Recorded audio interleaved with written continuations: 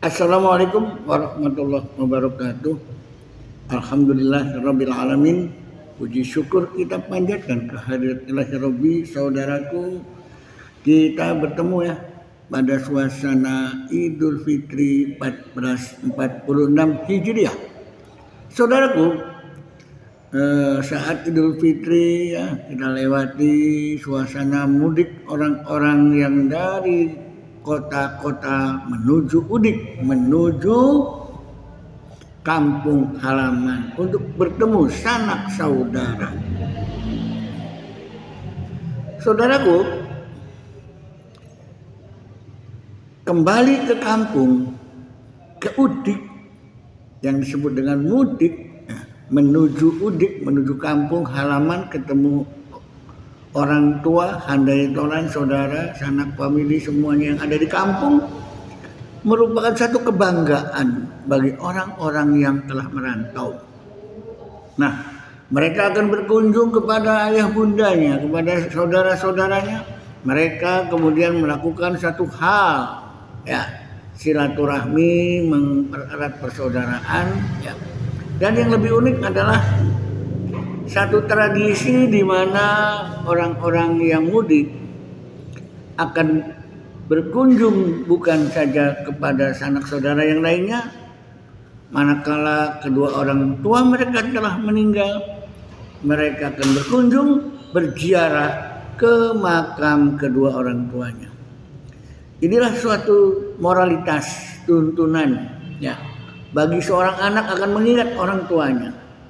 Makanya apa yang dibawa menuju ke pemakaman, ke kuburan kedua orang tuanya, dan di kuburan itu suasana ramai semua.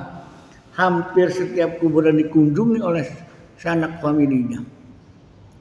Saudaraku, yang mereka bawa adalah kembang selasi atau kembang selasi. Ya, itu menurut yang ada tradisi biasa di Cirebon dan sekitarnya, mungkin di Jawa sama, membawa kembang solasi. Arti dari solasi mungkin dari kita selasi ya, sulasi. Nah, artinya tiga. Dia bawa kembang, kemudian di atas pusara kedua orang tuanya dia berdoa. Nah, inilah bagian daripada salasa, bagian daripada tiga yang diamalkan oleh anak itu. Kenapa? Karena menurut Rasulullah, idza mata ibnu adama in qata amaluhu illa min sarasin shadaqatin jariyah au ilmi yuntafu bi aw waladin shalihun yad'ulah. Nah, apabila anak itu ada meninggal, maka ada tiga yang tidak akan putus pahalanya, yaitu sedekah jariyah, ilmu yang bermanfaat, dan anak yang soleh mendoakan orang tuanya. Jadi ya, si anak datang ke makam kedua orang tuanya itu bagian daripada pesan Nabi, idza mata ibnu adama. Jadi anak yang soleh mendoakan orang tuanya di atas pusara ibu bapaknya. Dia bawa kembang itu, kemudian dia baca doa untuk kedua orang tuanya. Minimal doanya itu minta ampun untuk ayah bundanya. Jadi doa anak yang soleh ini satu bagian daripada apa yang ditanamkan oleh ayah bundanya saat hidup, memberikan pendidikan agama. Ya, pendidikan agama itu bagian juga keilmuan, ilmu orang tuanya. Ya, telah diamalkan oleh anaknya. Ilmu orang tuanya diamalkan sama anaknya. Dan itulah adalah bagian daripada sedekah jariyah yang enggak pernah putus, yaitu ilmu yang bermanfaat, dan ada yang melanjutkan ilmu itu diamalkan oleh anak-anaknya.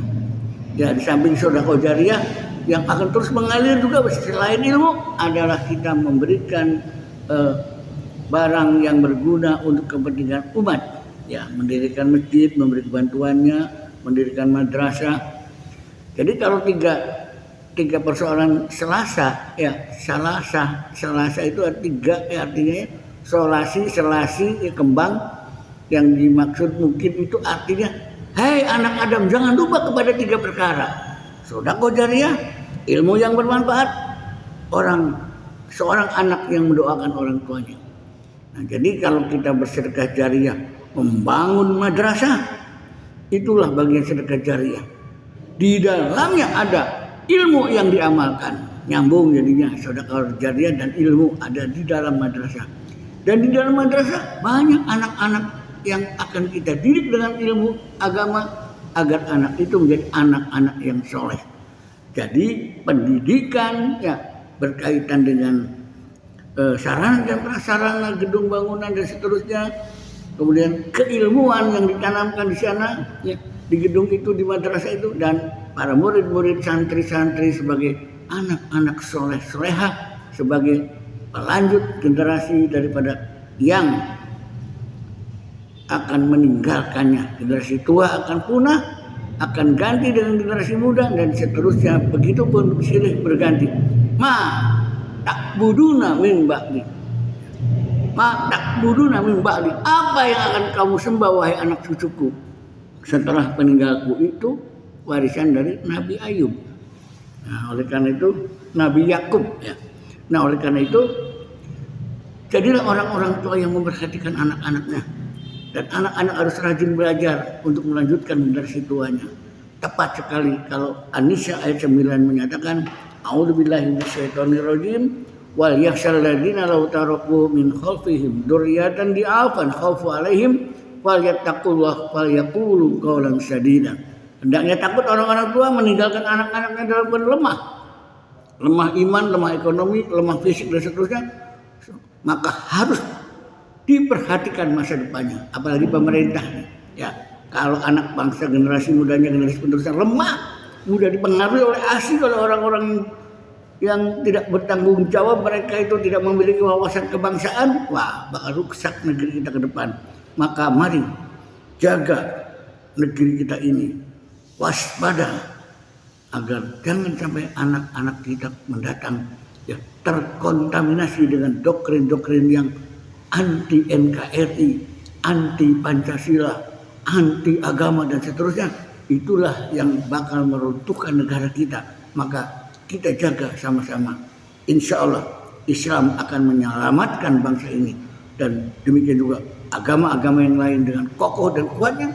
Mangga bersama kokohkan, kuatkan negeri kita ini dari infiltrasi yang dari rongrongan orang-orang asing, bangsa asing yang membawa ideologi akan merubah ideologi negeri kita Pancasila menjadi entah apa yang akan mereka upayakan untuk menyingkirkan Pancasila mengganti yang lain.